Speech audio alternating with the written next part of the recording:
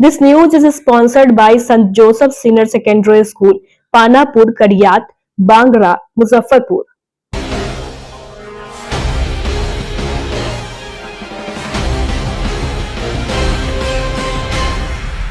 नमस्कार, मैं श्रुति और आप देख रहे हैं डेन न्यूज। खबरों को आगे बढ़ाने से पहले आइए एक नजर डालते हैं उन खबरों पर जो बनी है आज की सुर्खियां।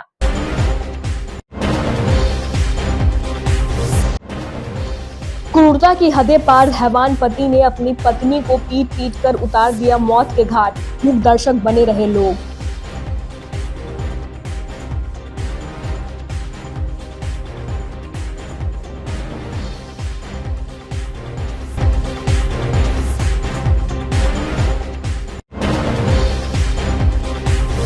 साहिबगंज में फिर हुई गोलियों की बौछार। दिन दहाड़े अपराधियों ने युवक के पैर में मारी गोली। पुलिस कर रही है मामले की जांच।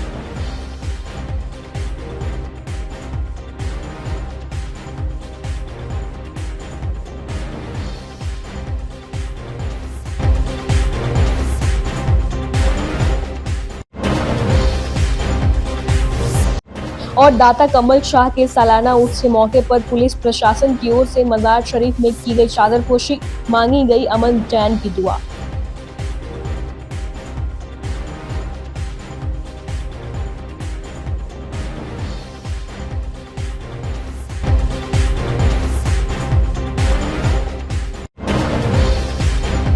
तो ये थी आज की सुर्खियां। अब खबरें विस्तार से। मुजफ्फरपुर में एक हैवान पति ने क्रूरता की सभी हदें पार कर दी। जल्लाद पति ने अपनी बीवी को जब तक बांस से मारता रहा जब तक कि उसकी मौत नहीं हो गई। गांव में घूम घूम कर लगभग 500 मीटर की दूरी पर आरोपी पति अपने पत्नी पर वार करता रहा। दिल दहला देने वाली यह घटना मोतीपुर थाना इलाके के जिघा गांव की है। मृतका की पहचान कलीमुल्ला आलम की 35 वर्षीय पत्नी मेहरुन निरसा के रूप में हुई है। हैरानी की बात यह है कि हैवान पति अपनी पत्नी को अपने 2 बच्चों के सामने ही बर्बरता से मारता रहा, लेकिन आसपास के लोग बचाने के बजाय उसका वीडियो बनाते रहे। वायरल वीडियो इतना दर्दनाक है कि आपको हम दिखा भी नहीं सकते हैं। जानकारी के अनुसार 10 साल पहले जेल में मेहरुनिशा के पति की मौत हो गई थी। इसके बाद उसने अपने देवर कलीमुल्ला से निकाह कर लिया था। घटना को अंजाम देने के बाद आरोपी पति घर छोड़कर फरार है। पुलिस की तलाश में छापेमारी की जा रही है। आज बता देंगे जो सारा पट्टी मिलकर बगल में देखा है। सारा पट्टी मिल के उसका फंसरी धा के अति खंती से उसका मार दिया है। 2 बजे से 3 बजे तक हमको गया है झिंगा से फोन अति कान चकदार किया है सरपंच किया है चकदार हमरा कन किया है। हम बहन कन आए हैं। आज बारात है हमको हुआ। आपके बच्चे को कौन कौन लोग मारा है? कुछ मारा मालूम है सहीम मियाँ, मारा है नसीम मियाँ, मारा है कमरुल्ला, मारा है नसीम मियाँ के परिवार उसका सास कथी नाम है ओकरा, ये सब मारा है सब। मुजफ्फरपुर के साहिबगंज में एक बार फिर बेखौफ अपराधियों ने दिन दहाड़े गोलियों की बौछार की है।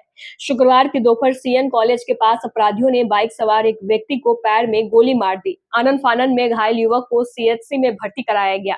प्राथमिक उपचार के बाद चिकित्सक ने बेहतर इलाज के लिए उसे एसकेएमसीएच भेज दिया। सीएचसी के कर्मियों के अनुसार घायल युवक को पैर में एक गोली लगी है जो फंसी हुई थी। वहीं सूचना पर थानाध्यक्ष सिकंदर कुमार घटनास्थल पर पहुंचकर मामले की छानबीन में जुट गए। पुलिस ने आसपास लगे सीसीटीवी फुटेज को भी खंगाला। घायल युवक पारू थाना क्षेत्र के फतेहाबाद निवासी 28 वर्षीय गौरव कुमार बताया गया है। पुलिस सूत्रों की माने तो घायल बाइक सवार मोतीपुर रोड की तरफ जा रहा था। घायल बाइक सवार और अन्य एक बाइक सवार 2 अपराधियों के बीच सीएन कॉलेज के पास पहले विवाद हुआ, फिर गोलीबारी हुई। फिलहाल घटना के कारण का पता नहीं चल सका है। इन दिनों लगातार साहिबगंज में गोलीबारी की घटना से लोगों में दहशत कायम है। बीते बुधवार को भी थाना क्षेत्र के मुरहर में आपसी रंजिश को लेकर 10 वर्षीय मासूम को गोली मारकर गंभीर रूप से घायल कर दिया गया था। इस मामले में शूटर अभी भी पुलिस की गिरफ्त से बाहर है। हाँ, ये घटना आज ही की घटना है और सीएन कॉलेज के पास एक गौरव कुमार लड़का जो कि वहाँ पारू थाना अंतर्गत फतेहाबाद का रहने वाला है और ये जा रहा था। इसका जैसा कहना है कि बैग छीनने की कोशिश की और बैग छीनने की कोशिश में ही इसके पैर में गोली मारी गई है। 2 लड़के थे, एक बाइक पर 2 लड़के सवार थे। थानाध्यक्ष से भी इस पर बातचीत हुई है और हम लोग मॉनिटरिंग कर रहे हैं। हर जगह से हम लोग उनकी गिरफ्तारी के लिए हर संभव प्रयास कर रहे हैं। नहीं, लूटपाट की बात नहीं सामने आई है और अभी ये लूटपाट वाली जो बात है उस पर हम लोग अभी भी पूरी तरह से सहमत नहीं हैं, क्योंकि ये जो ये इनके द्वारा बताया जा रहा है कि छिनतई की घटना हुई, उसके बाद से गोली मारा गया है। तो हम लोग इसको खूब अच्छे ढंग से देख रहे हैं, लेकिन अभी इसकी पूरी तरह से पुष्टि नहीं हो सकती है कि लूटपाट के दौरान ये गोली मारी गई। घायल को इलाज? हाँ, बिल्कुल। घायल को इलाज के लिए पुलिस के द्वारा ही सरकारी अस्पताल भेजा गया है और वो खतरे से बाहर बताया जाता है। मुजफ्फरपुर शहर के नगर थाना क्षेत्र के दीवान रोड स्थित एक विवाह भवन के समीप शुक्रवार सुबह उस समय सनसनी फैल गई जब एक अज्ञात व्यक्ति का शव पाया गया। शव देखे जाने के बाद आसपास के लोग बड़ी संख्या में मौके पर इकट्ठा हो गए और तुरंत नगर थाना पुलिस को सूचना दी गई। सूचना मिलते ही नगर थाना की पुलिस टीम मौके पर पहुंची और शव को अपने कब्जे में लेकर पोस्टमार्टम के लिए एसकेएमसीएच भेज दिया गया। फिलहाल शव की पहचान नहीं हो पाई है, लेकिन पुलिस मोहल्ले के लोगों से पूछताछ कर पहचान करने का प्रयास कर रही है। स्थानीय लोगों ने बताया कि मृतक व्यक्ति पिछले कई महीनों से इलाके में नियमित रूप से चाय पीने आता था।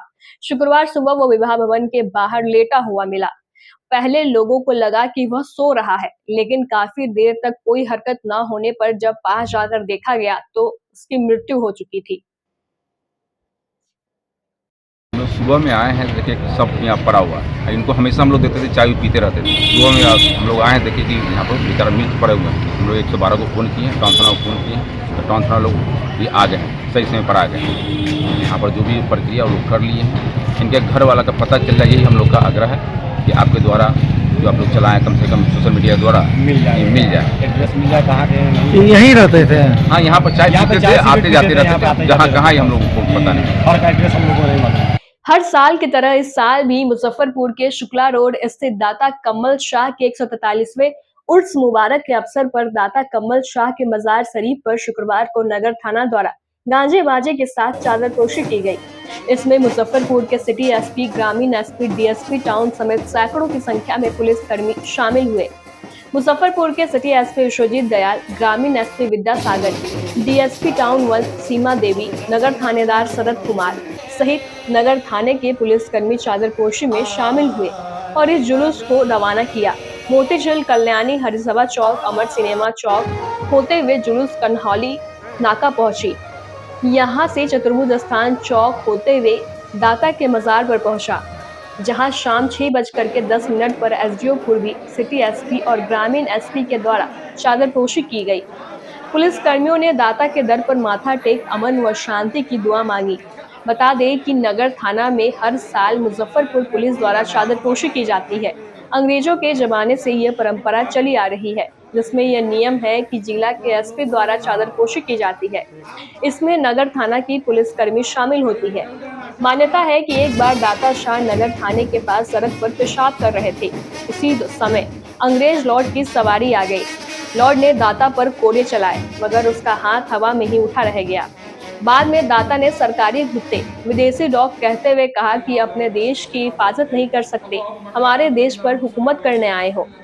उनके यह कहने पर ही इंग्लैंड सचिवालय में लगी भीषण आग को मैं पेशाब से बुझा रहा हूँ। लॉर्ड ने जब अपने वतन संपर्क साधा तो उसे बताया गया कि भीषण आग को पानी की मोटी मोटी धार घूम घूम कर बुझा रही है।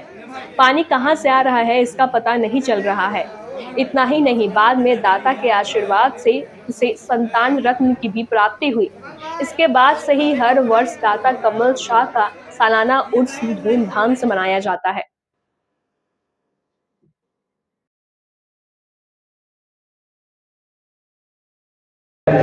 ये दाता कमल शाह का उर्स का ये 134वां साल है और पहले से ये परंपरा चली आ रही है, जिसमें पुलिस की ओर से मज़ार पर जो है चादर चढ़ाई जाती है और ऊपर वाले से दुआ मांगी जाती है कि मुजफ्फरपुर में अमन चैन बना रहे। पुलिस जो है हम लोग यहाँ के जो वासियों के सहयोग से यहाँ पे अमन चैन कायम करें, यही दुआ हम लोग मांग रहे हैं। इसी के लिए चादर चढ़ाई जा रही है।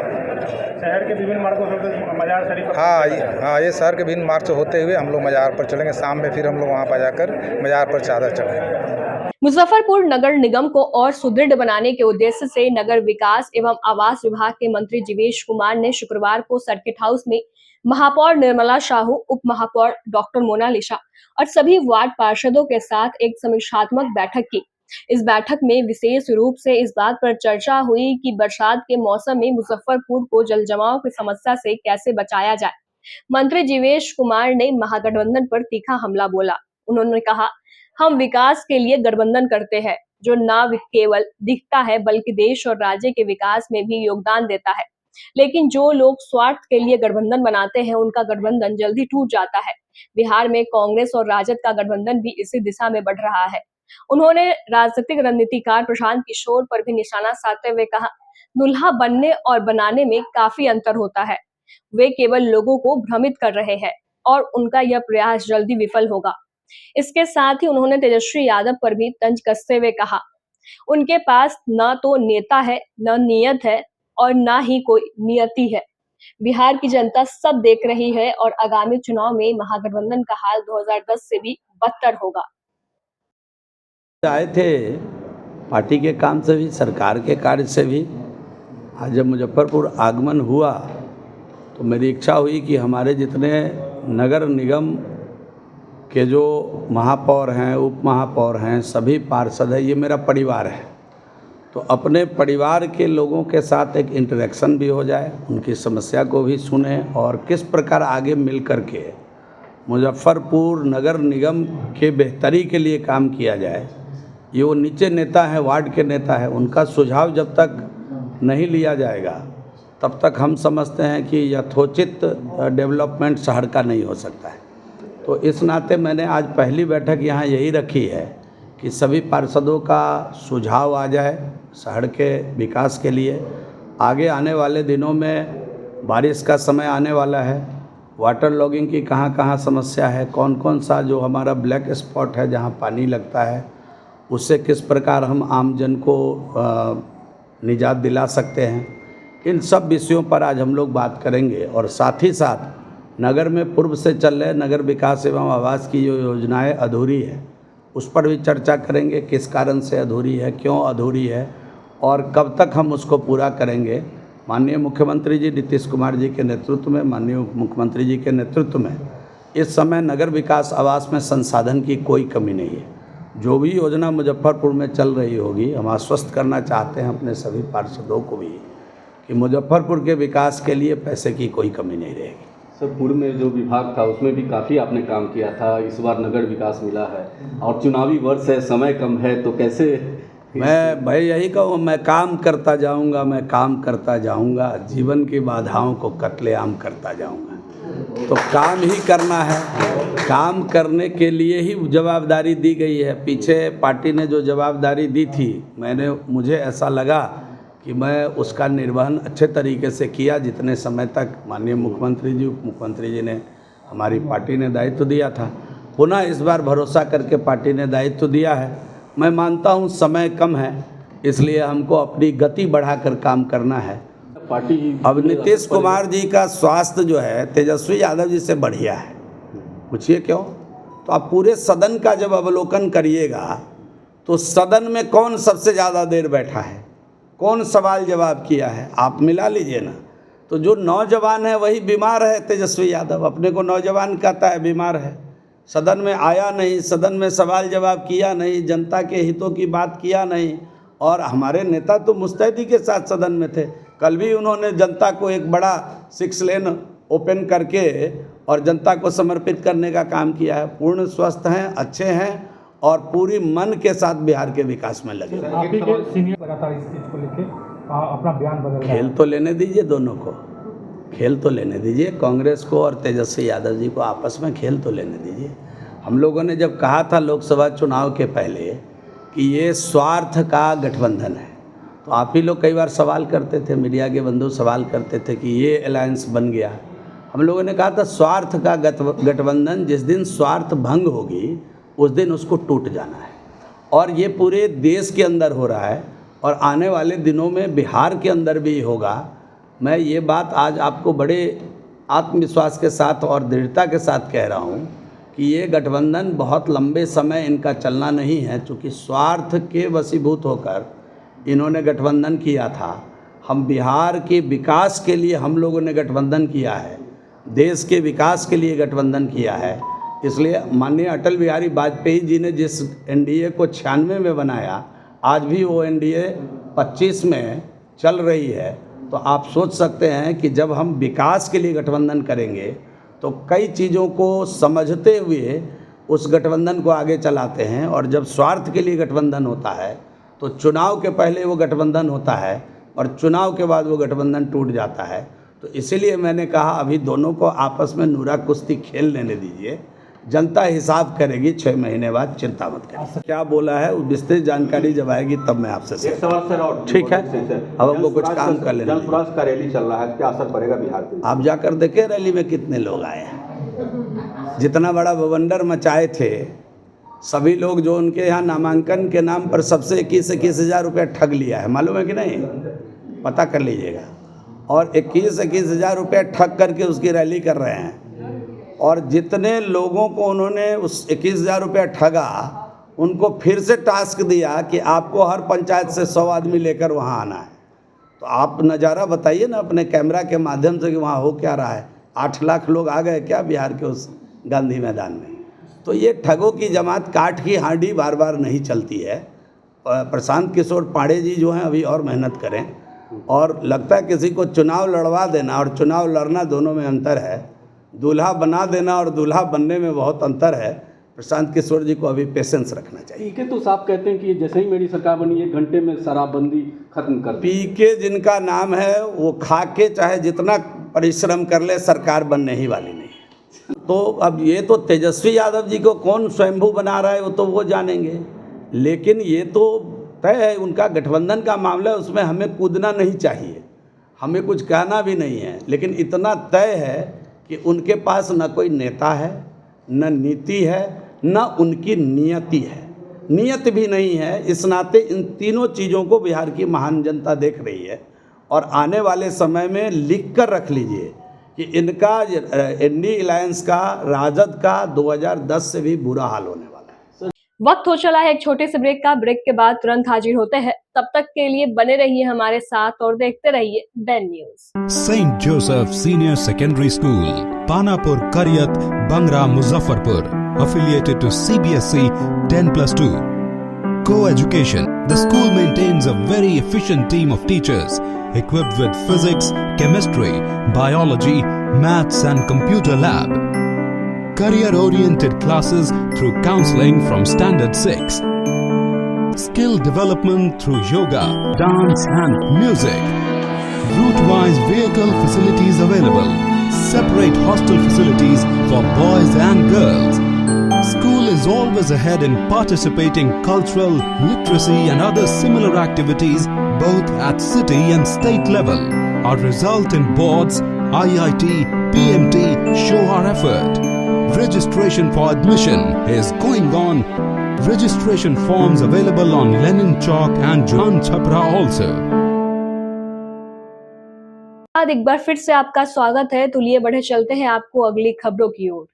94 मुजफ्फरपुर नगर विधानसभा क्षेत्र के भारतीय जनता पार्टी के सभी सक्रिय सदस्यों की एक संगठनात्मक बैठक शुक्रवार को रामदयालु स्थित एक निजी होटल के सभागार में संपन्न हुई, जिसमें मुख्य अतिथि के रूप में बिहार सरकार के नगर विकास एवं आवास विभाग के मंत्री जीवेश कुमार शामिल हुए और सभी सक्रिय सदस्यों को उनकी भूमिका के बारे में विस्तार से चर्चा की। इस दौरान पत्रकारों से बातचीत करते हुए मंत्री जीवेश कुमार ने कहा कि यह पार्टी की एक संगठनात्मक बैठक थी और यह बिहार के हर विधानसभा क्षेत्र में आयोजित की जा रही है, जिसका उद्देश्य है कि भारतीय जनता पार्टी के सक्रिय सदस्यों को उनकी भूमिका के बारे में बताना और उन्हें तैयार करना। साथ ही उन्होंने कहा कि भारतीय जनता पार्टी हमेशा चुनाव के लिए तैयार रहती है। भाजपा के लोग सामाजिक कार्यों और संगठनात्मक कार्यों में हमेशा तत्पर रहते हैं। मौके पर पूर्व मंत्री सुरेश शर्मा, भाजपा के पूर्व जिलाध्यक्ष विवेक कुमार, मोछा के पूर्व विधायक बेबी कुमारी, सहित सैकड़ों भाजपा नेता मौजूद रहे। यह हमारे पार्टी का संगठनात्मक कार्य था। पार्टी की अभी कुछ दिन पहले संगठनात्मक चुनाव का कार्य संपन्न हुआ है। पूरे बिहार के अंदर हम लोगों ने प्राथमिक सदस्यता, सक्रिय सदस्यता बनाने के बाद मंडल और जिला अध्यक्ष और जिला के पदाधिकारियों का चयन किया। इसके उपरांत जो हमारे सक्रिय सदस्य बने इस सदस्यता अभियान के दरमियान, उनकी आज एक कार्यशाला थी, एक बैठक थी कि सक्रिय सदस्य को आगे क्या काम करना है संगठनात्मक, उस दृष्टि से इस बैठक को बुलाई गई थी। इस प्रकार की बैठकें बिहार के सभी विधानसभाओं में आयोजित की जा रही है। चुनाव पर भी चर्चा हुई है रणनीति। जब संगठनात्मक बैठक, भारतीय जनता पार्टी हमेशा चुनाव के लिए तैयार रहती है। भारतीय जनता पार्टी में संगठन के लोग सामाजिक कार्य और संगठनात्मक कार्य में हमेशा तत्पर रहते हैं, तल्लीन रहते हैं। तो चुनाव पर कोई फोकस करके बात हमारे यहाँ अभी नहीं हो रही है। ये हमारा रूटीन वर्क था, संगठनात्मक कार्य था, उसको लेकर विस्तृत चर्चा। मैं 94 विधानसभा के सक्रिय सदस्यों की बैठक थी, सभी लोग आए हैं। हमारे प्रदेश से नगर विकास मंत्री ने यहाँ के विकास के का ही वो कर्णधार है, उन्होंने बात रखी है। अब जाकर के नगर निगम की बैठक होगी, यहाँ के विकास के कैसे किया जाएगा इसके बारे में वहाँ चर्चा करेंगे। यहाँ संगठन की बात थी, वह सारा संगठन का बात किया गया है कि सक्रिय सदस्य किस तरह से आगे चुनाव में अपनी शिरकत करेंगे, काम करेंगे। वक्फ संशोधन कानून के खिलाफ शुक्रवार को मुजफ्फरपुर के साहेबगंज मुख्य बाजार में जुम्मे की नमाज अदा करने के बाद AIMIM नेता मोहम्मद मोकीम के नेतृत्व में विरोध मार्च निकाला गया। काजी चक से निकाला गया विरोध मार्च में साहेबगंज बाजार के विभिन्न जगहों के मुस्लिम समुदाय के लोग शामिल रहे। विरोध मार्च में शामिल लोग मोदी तेरी हिटलरशाही नहीं चलेगी, काला कानून वापस लो आदि नारे लगा रहे थे। वहीं मोहम्मद मोकीम ने बताया कि इस कानून को हम लोग नहीं मानते हैं। इस कमेटी में कोई भी गैर मुस्लिम सदस्य नहीं रहना चाहिए। ये आज का जो हम लोग जो है, अरे सुनो, आज का जो हम लोग जो ये पैदल मार्च किए हैं ये काला कानून के खिलाफ, ये वक्फ बोर्ड अमेंडमेंट बिल जो अब कानून में बदल गई है, इसको हम लोग नहीं मानते हैं। इसको पुनः जो वापस ले, हमारे बाप दादा की जमीन, हमारे बाप दादा हमारे पूर्वजों ने जो जमीन दी उसमें मैं दूसरे का नहीं चाहता हूँ। सिर्फ मुस्लिम समाज का ये और मुस्लिम समाज का ही रहेगा। इसमें जो है कि कोई भी गैर मुस्लिम मेंबर नहीं चाहिए। मेरा जो पहले का कानून था वही चाहिए। मुजफ्फरपुर में रिश्ते में दो भाइयों के विवाद में एक भाई के द्वारा दूसरे भाई को आग लगाने के मामले में एक पक्ष के द्वारा SSP और DM से मिलकर न्याय की गुहार लगाई है। दूसरे पक्ष की राधिका देवी का आरोप है कि घायल दीपक कुमार के द्वारा खुद से अपने शरीर के ऊपर पेट्रोल छिड़ककर आग लगाकर पूरे परिवार को फंसाने की कोशिश की है, जिसका साक्ष्य के तौर पर वीडियो है, जिसमें दीपक और परिजन के द्वारा फंसाने को लेकर खुद से आग लगा ली थी। साथ ही आरोप लगाया कि मेरे पुत्र 6 अप्रैल को काम से घर लौट रहा था। उस वक्त रात्रि में अपराधियों द्वारा मारपीट किया गया था, जिसकी शिकायत मेरे पति द्वारा लिखित शिकायत अहियापुर थाना में किया गया था। थाना से पुलिस अधिकारी हम लोगों का बयान लेने आए। मेरे पति एवं गवाहन पुलिस अधिकारी के समक्ष अपना बयान दर्ज करा रहे थे। इसी बीच दीपक कुमार अमर कुमार आकर पुलिस अधिकारी को बयान लेने से मना करने लगा। पुलिस अधिकारी ने समझा बुझाकर शांत करने का प्रयास किए, नहीं माने। इस पर पुलिस अधिकारी स्थिति को नियंत्रित करने हेतु 112 टीम को बुलाकर हम लोगों के जान माल की सुरक्षा किए थे। पुलिस अधिकारी के जाने के बाद समय करीब संध्या में मेरे घर के चारों तरफ आरोपी के द्वारा मोटरसाइकिल से रेकी कर रहा था। इसी बीच उसका बेटा दीपक कुमार पेट्रोल लेकर आया और अपने शरीर पर डालकर सलाई लगा लिया। इसी बीच एक साजिश के तहत उसके परिवार के सदस्य लोग आकर हम लोगों के घर को घेर लिया और फंसाने की साजिश की गई। परेशानी है कि लड़का काम करके आ रहा था तो इसको सब पकड़ के मारा, पटक के सब चैन उन छीन लिया, बहुत मारा। शेखर है, दीपक है, से बहुत पटक के मारा। जब सब कहा कि हल्ला पड़ा कि हम सब घर पर थे, तो कहाँ से बोलूँ मार रहा मार रहा है। तो हम लोग गए छुड़ाने के लिए, तो हमको पति के नीलम देवी पीछे से पटक दिया। हमको उमेश ठाकुर जो है से सारी लिदर कर दिया और लंघन करने पर तुला था। उसके बाद 8:30 में, तो उसके बाद आए लेके सबके आए, तब यहाँ से आए तो वहाँ अथी हो गया। तकरा बाद में पूरे बिहान भेला जी। फिर तो वो पुलिस आया तो 100 आया, तो वो कहा कि बोलूँ, तो उसके से हम अथी दे रहे थे। तो वो आया दीपक, पुलिस से लड़ाई करने लगा। लड़ाई करते करते पुलिस से हाथा झोंकी करने लगा। तकरा बाद में पुलिस से उसको अथी कर भाग गया। उधर वो भागा, उधर इधर भागा। आग कौन लगाया था? आग लगाया उहे जे पुलिस से लड़ाई किया से ही वो दीपक लड़ा। अपने काहे आग लगाया? आग लगाया अपने हम लोग को फंसाने के लिए। पुलिस से जब पकड़ाए पर आया तो अपने आग लगा लिया कि इसको बोलो फंसा देंगे हम। अब क्या चाहते हैं? अब लड़का सबको धमकी देता है कि जहाँ देखेंगे तहाँ मार देंगे, ऐसे करेंगे। तकरा बाद में आया था, गाड़ी लगा दिया दूसरे का विवाद चल रहा था? कच्ची का झगड़ा चल रहा था? नहीं, कुछ का नहीं झगड़ा चल रहा है। सर हम क्या कहेंगे, हम न्यायाधीश से निवेदन करते हैं कि सर हमको इसका निष्पक्ष जांच किया जाए। सर वो खुद से आग लगा लिया है और फंसाने के प्रयास में हम पूरा परिवार, मेरे पिताजी कैंसर पीड़ित है जो PGI हॉस्पिटल से इलाज करवा रहे हैं। हर महीना में 25 दिन हम वहाँ रहते हैं, 5 दिन यहाँ रहते हैं और हम पे बड़ी जाती हो रहा है। कभी 5 आदमी से आता है मारता है, कभी 10 आदमी से मारता है, कभी कहता है गोली मार देंगे, कभी कहता है नक्सलाइट एरिया से है, तुमको जो करना है कर लो, कोई प्रशासन काम नहीं आएगा। शेखर कुमार है, दीपक कुमार है, अमर कुमार है, हाँ इसके पूरे परिवार है, उमेश ठाकुर है, मंजू देवी है, नीलम देवी है, सब पैसा दे दे के बोलता है माओवादी संगठन से जुड़े हुए हैं। आपके साथ मारपीट भी किया गया था? मेरे साथ मारपीट किया गया है इतवार के मतलब कि 8:30 बजे हमको मारा। हम केस किए, हम मैयापुर थाना में केस किए। सदर अस्पताल से हम मतलब कि इलाज चला मेरा, हम गए वहाँ केस किए। केस करने के बाद जो जांच के लिए आए विपिन रंजन सर, तो उनसे भिड़ गया, सर से लड़ाई करने लगा, जो कि कोई स्थानीय लोग वहाँ पे 20-25 आदमी थे जो वीडियो करके और वो तिरहुत न्यूज़ पर दे दिए, जो वायरल भी है। सर से हाथापाई किया, गाली गलौज का आरोप दे रहा है झूठा, सर पे आरोप लगा रहा है कि हम गाली मतलब कि हमको क्यों दिया, गाली सर नहीं दिए हैं। वहाँ पे मेरे स्थानीय लोग 10-15 आदमी थे जहाँ का ये घटना है। और सर हम लोग को मतलब कि जब देखा कि अब नहीं बचेंगे, जब प्रशासन आया, सर विपिन सर अकेले थे, तो देखे कि प्रशासन जब आया तो वहाँ से भाग गया और फिर 2-3 घंटा के बाद मेरे दरवाजे पे आया, कपड़ा लपेट के दोनों हाथ में और पेट्रोल छीटा और आग लगा लिया। सर आपको फंसाना चाहता था? जी हमको फंसाना चाहता था, हमको बोलते हुए आया केस वापस ले लो नहीं तो हम तुमको कहीं का नहीं छोड़ेंगे।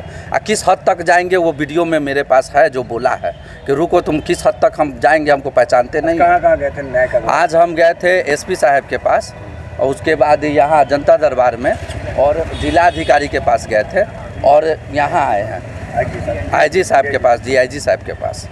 क्या चाहते हैं? सर हम न्याय चाहते हैं सर, जो गलती हम किए नहीं उसमें हमको फंसाना चाह रहा है। सर मेरा केस भी दर्ज हो गया हुआ है, मेरा केस कॉपी है सर, हम दिखाना चाहेंगे केस हम किए हैं। जो हमको मारपीट किया है, गर्दन में के सोना छीन लिया है, ये है सर मेरा हॉस्पिटल का। और ये है मेरा केस में जो आवेदन दिए हैं सो है, जो कि केस हो चुका है मेरा। ये थाना वाला है। और ये थाना को आग लगाने के बाद उसको हम ये एप्लीकेशन दिए थे 5:36 पे सर। और बराबर धमकी देते हैं, कभी घर पे आता है, उसके बाद भी धमकी दिया है सर। किस उसका विवाद है? विवाद सर हमको पकड़ के मारा है। चित्रगुप्त एसोसिएशन के कार्यकारिणी सदस्यों का चुनाव आगामी 13 अप्रैल को होने वाला है। चुनाव से 2 दिन पहले एक गुट के सभी प्रत्याशियों ने एक संयुक्त बैठक आयोजित की, जिसमें चुनाव को शांतिपूर्ण, निष्पक्ष और स्वच्छ तरीके से संपन्न कराने पर विस्तृत चर्चा हुई। बैठक के बाद मीडिया से बातचीत में अध्यक्ष पद के उम्मीदवार कृष्ण कुमार सिन्हा और महामंत्री पद के उम्मीदवार अजीत कुमार ने कहा, अब समय आ गया है कि चित्रगुप्त समाज अपने सक्रिय और समर्पित सदस्यों को अवसर दे। उन्होंने पूर्व कार्यकारिणी पर निशाना साधते हुए कहा, पिछले कुछ लोगों ने न तो संस्था के लिए समर्पित प्रयास किए और न ही इसका विकास किया, उल्टा चुनावी अनियमितताओं के दम पर पद हासिल किए गए। लेकिन इस बार जिला प्रशासन के सहयोग से हम एक स्वच्छ और शांतिपूर्ण चुनाव सुनिश्चित करेंगे। उन्होंने मतदाताओं से अपील करते हुए कहा, मैं सभी से अनुरोध करता हूं कि मतदान के दिन उत्साह के साथ आए और सही योग्य उम्मीदवार का चयन करें, ताकि हमारी संस्था प्रगति के पथ पर अग्रसर हो। 2025 इस चित्रगुप्त एसोसिएशन का चुनाव होने जा रहा है। उसमें हम सभी उम्मीदवार जो उपस्थित हैं, हम लोग एक साथ बैठे हैं और इसमें कुछ जानकारी आपको देना चाहते हैं कि हम लोगों ने प्रशासन से रिक्वेस्ट किया है। ऐसे तो उनको पटना कार्यालय से भी इंस्ट्रक्शन आया था, लेटर भी आ गया था और हम लोग खुद मिल कर के उनसे रिक्वेस्ट किए हैं कि यहाँ पर प्रशासन की हस्तक्षेप होनी चाहिए और जिसके लिए उन्होंने सहर्ष स्वीकार किया और एसडीओ रैंक के अफसर को वहाँ पर डिप्यूट किया गया है। वीडियोग्राफी होगी, पुलिस बल की पूरी व्यवस्था उन्होंने किया है और प्रशासन के इंस्ट्रक्शन के अनुसार वहाँ पर चुनाव होना है। जहाँ तक हम लोग उम्मीद करते हैं कि अब इसमें मतदान के दिन अब कुछ जो पिछले साल या पिछले इलेक्शन के समय जो हुआ था कुछ, वो इस बार नहीं होना चाहिए और हम लोग इसके लिए पूरा प्रयास कर रहे हैं कि और जो भी कुछ संभव हो सकता है आज से कल तक फेयर इलेक्शन के लिए हम लोग प्रयास कर रहे हैं, करेंगे। दूसरी बात जो हम कहना चाह रहे हैं कि हम लोग का जो संविधान है एसोसिएशन का, उसमें एक कॉलम 9D कहता है कि जो मुजफ्फरपुर ज़िले के निवासी हैं वो वोटर होंगे, वो इलेक्शन लड़ेंगे। लेकिन इसका सीधा उल्लंघन हो रहा है कि बगल में बुधनगरा सीतामढ़ी डिस्ट्रिक्ट में है और वहाँ पर करीब 200 एजेंट्स मुजफ्फरपुर के एड्रेस पर बनाया गया है और वो लोग बहुत दिनों से वोट देते आ रहे हैं, कभी खोजा नहीं गया। लेकिन इस बार हम लोग के जानकारी में आ गई है और हम लोग इसको पॉइंट आउट किए हैं और ये हम लोग ये सर्किल में ग्रुप में चल भी रहा है और लोगों के रिएक्शन भी आ रहे हैं और कुछ और भी हैं जैसे दरभंगा, झंझारपुर, कहाँ का मुजफ्फरपुर के नाम पर वोटर बना करके, हालांकि ये बहुत दिनों से चल रहा होगा लेकिन ये अभी पॉइंट आउट हुआ है और उस पर हम लोग, आप कागज़ पर लिख के ले जाइए कुछ ऐसा, लेकिन अब फोटो के साथ ले जाइए, आप फोटो देख के मिलान कीजिए, ये सब है। अच्छा, उसमें वहाँ पर जो हमारे चुनाव अधिकारी होते हैं उन लोगों का प्रॉपर रहना चाहिए नज़र, उस पर हाँ प्रॉपर नज़र रहना चाहिए। हमको ये लगता है कि वो लोग भी थोड़ा इस मामले में ढील कर देते हैं। अब इंटरनल क्या सेटिंग गेटिंग रहता है वो तो किससे कार्रवाई की मांग कर रहे हैं? हम लोग प्रशासन को सारा चीज़ लिखित दिए हैं, वर्बल दिए हैं और डीएम का ये लैंग्वेज था कि अरे भाई एसोसिएशन में बहुत केस मुकदमा चल रहा है, उसी फाइल के साथ इसको भी लगाओ और उसका अलॉटमेंट करो एसडीओ रैंक के अफसर को, पुलिस को, वीडियोग्राफी को, ये सारा चीज़ उन्होंने अलाउ किया है।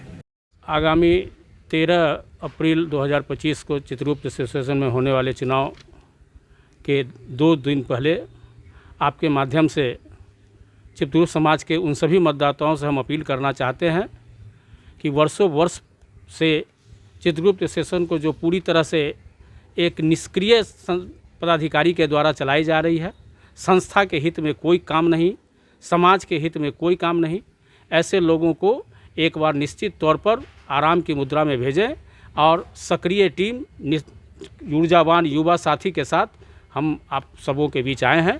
आप एक बार मतदान करके 3 वर्ष का मौका दें, निश्चित तौर पर चित्रगुप्त एसोसिएशन का कायाकल्प होगा। हमारे पूर्वजों ने उस ज़मीन को निश्चित तौर पर हमारे समाज के उद्धार के लिए दिया था, जबकि पूर्णतः आज की कमेटी जो 40 वर्ष उस पर अपने कुंडली मार बैठी है, सिर्फ व्यवसायीकरण उसका करके छोड़ दिया है। किसी भी प्रकार के चित्रगुप्त समाज के उत्थान का कोई कार्य वहाँ नहीं होता है। हम लोग इससे काफ़ी पीड़ित और आहत हैं। जिला प्रशासन आज सुबह 8:30-9 बजे जिला पदाधिकारी ने समय दिया था, सारी बात को उन्हें अवगत कराया गया है और जिला पदाधिकारी भी अपने स्तर से इसमें पूरा हस्तक्षेप करके निष्पक्ष चुनाव कराने का हमने वचन दिया है। हम इस बार निर्वाचन पदाधिकारी को भी साधुवाद देते हैं कि पैनल का चुनाव उन्होंने इस बार नहीं कराया है। निष्पक्ष मतदान पत्र का उन्होंने मुद्रण कराकर वो भी प्रयास में है कि इस बार निष्पक्ष चुनाव हो। यदि निष्पक्ष चुनाव हुआ तो बदलाव वहाँ एकदम असंभावी है, बदलाव होकर रहेगा और नए साथी हमारे वहाँ आएंगे जो चित्रगुप्त समाज के हित की काम करेंगे। हम आपके माध्यम से सिर्फ यही कहना चाहते हैं कि एक बार बदलाव और परिवर्तन की राजनीति को साक्ष्य मानते हुए एक बार वहाँ कर्मठ लोगों की टीम को लाइए ताकि चित्रगुप्त शिव शासन का कायाकल्प हो सके। मुजफ्फरपुर में श्री राम हनुमान मंडल के तत्वाधान में इस वर्ष भी श्री हनुमान जी महाराज का 52वां वार्षिक जन्मोत्सव भव्य श्रद्धा और उल्लास के साथ मनाया जा रहा है। शुक्रवार को पहले दिन 251 निशान के साथ भव्य निशान यात्रा निकाली गई, जो शहर के विभिन्न मार्गों से गुजरते हुए श्री राम हनुमान मंडल लौट संपन्न हुआ। कार्यक्रम संयोजक सुरेश अग्रवाल ने बताया कि आज पहले दिन निशान यात्रा निकाली गई। कल 41 घंटे की अखंड ज्योति एवं भजन अमृत धारा का दिव्य आयोजन होगा। साथ ही सुंदरकांड का आयोजन किया जाएगा।